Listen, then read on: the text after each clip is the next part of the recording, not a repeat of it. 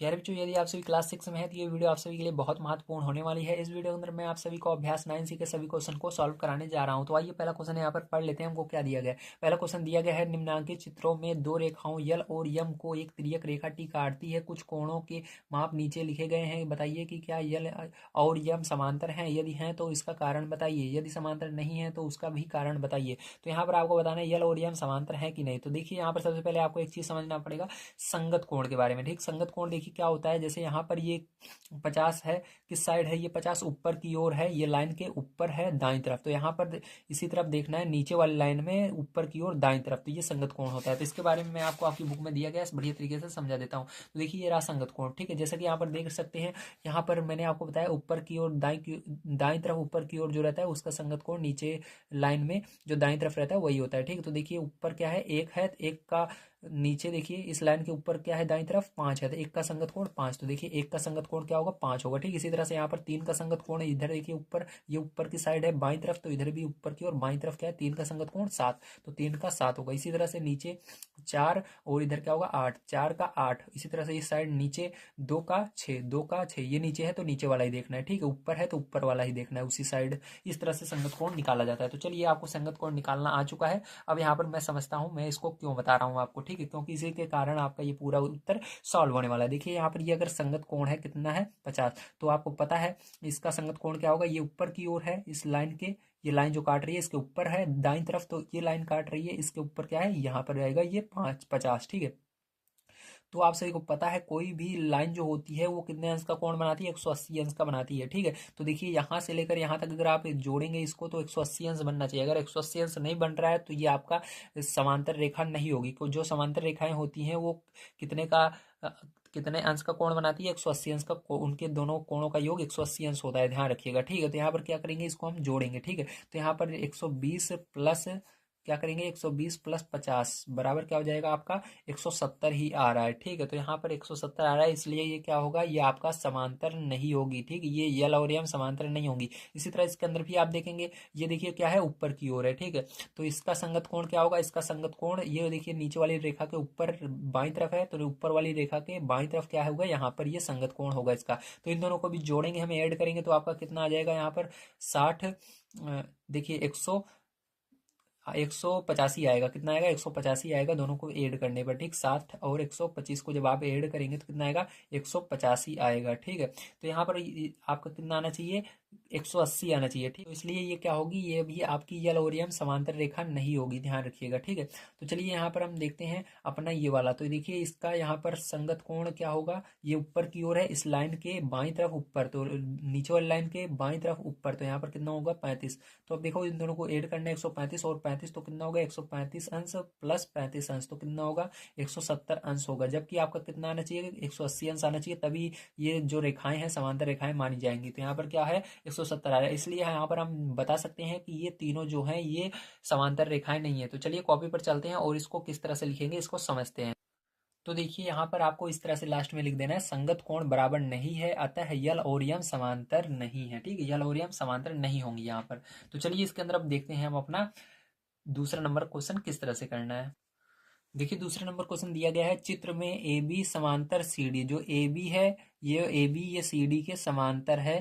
ठीक है, C D समांतर ई एफ, जो सी डी है ये ई एफ के समांतर है। क्या ए बी समांतर ई एफ होगा, ए बी समांतर होगा ई एफ के, कारण भी आपको बताना है। ठीक है, चलिए इसको हम बताते हैं आपको। तो देखिए यहाँ पर आपको कोण भी दिया गया है, यहाँ पर तीनों कोण बराबर हैं। तो जैसा कि आप सभी जानते हैं ये क्या है, संगत कोण है। मैंने आपको यहाँ पर संगत कोण बता दिया था, जैसे ये ऊपर है तो उसके ऊपर नीचे भी देखेंगे। ठीक है, यहाँ पर देखिए इस साइड दाईं तरफ है ऊपर की ओर, तो इधर भी दाईं की तरफ ये ऊपर की ओर, ये तीनों क्या है, संगत कोण है। ठीक है, तो अगर संगत कोण बराबर होते हैं तो क्या होंगे, ये रेखाएं भी बराबर होंगी, ध्यान रखिएगा। ठीक है, अगर इसका संगत कोण बराबर नहीं होंगे तो ये तीनों रेखाएं भी समांतर नहीं होंगी इसके। ठीक है, तो इसलिए ये क्या होंगे, तीनों समांतर होंगे। तो इसको किस तरह से आपको लिखना है, चलिए कॉपी पर चलते हैं और समझते हैं। देखिए यहाँ पर ए बी आपका समांतर है सी डी के। क्यों है, क्योंकि इसके अंदर कोण एक बराबर कोण दो दोनों क्या है, संगत कोण है। मैंने अभी आपको दिखाया था। ठीक है, तो यहाँ पर आगे लिख देंगे संगत कोण, इसलिए क्या होंगे, ये दोनों बराबर होंगे। ठीक है, ए बी बराबर, ए बी समांतर होगा सी डी के। ठीक है, क्योंकि कोण एक जो है और कोण दो जो है वो दोनों क्या है, समांतर हैं। ठीक है, या बराबर हैं आप कह सकते हैं। तो ये दोनों संगत कोण है आपके।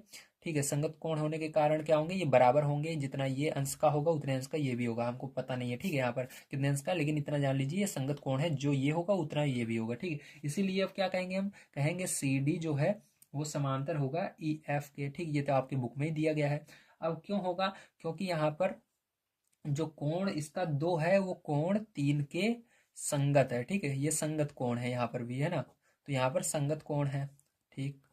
तो ये भी बराबर होंगे, ठीक है।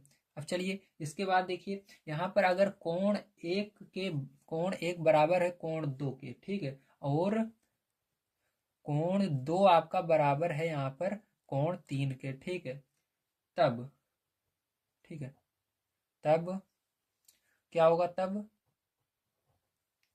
तब आपका जो कोण 1 है वो बराबर होगा किसके, क्योंकि यहाँ पर आप क्या करेंगे, कोण 1 बराबर है कोण 2 के, तो कोण 2 बराबर है 3 के।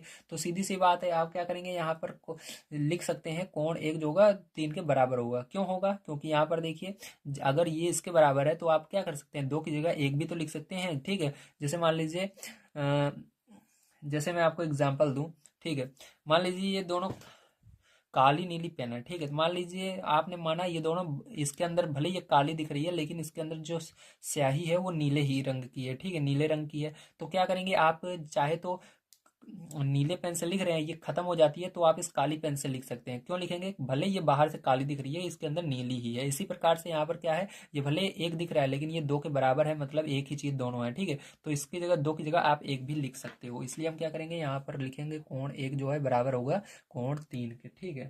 तो लिखेंगे यहाँ पर ये सभी क्या कहलाएंगे, संगत कोण कहलाएंगे, ठीक है। तीनों क्या है, संगत कोण होंगे।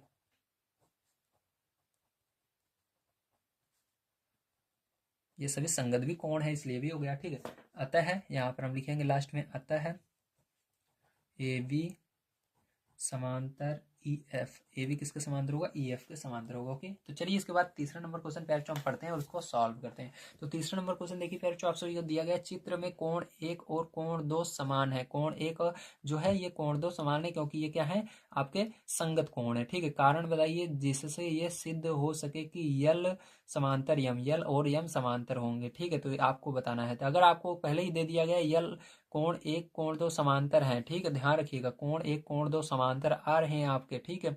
तो सीधी सी बात है, यहाँ पर ये आपका सिद्ध हो जाता है कि ये क्या होंगी, ये रेखाएं जो हैं आपकी डायरेक्ट आपकी ये क्या होंगी, समांतर होंगी, ठीक है, समांतर रेखाएं हैं। तो चलिए आप देखिए इसके लिए आपको क्या करना है, क्या स्टेटमेंट लिखनी है इसको भी समझ लीजिए।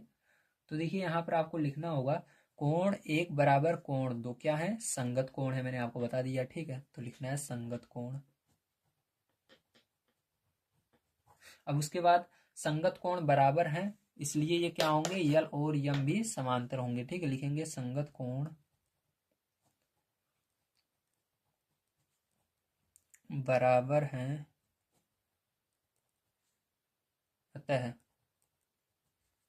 यल समांतर यम, ठीक है। तो ये हो गया आपका ये चैप्टर समाप्त। उम्मीद है आप सबको सारी चीज़ें समझ में आ गई होंगी, ठीक है। इसके अंदर मैंने आप सभी को सारी चीज़ें बढ़िया तरीके से समझाने की कोशिश की है। अगर जो भी चीज़ समझ में ना आई हो प्लीज़ उसे कमेंट करके बताइएगा। वैसे तो आप सभी को सारी चीज़ें समझ में आ ही गई होंगी। चलिए मिलते हैं कल की वीडियो में। वीडियो देखने के लिए धन्यवाद। आप सभी का दिन शुभ हो। Thank you very much.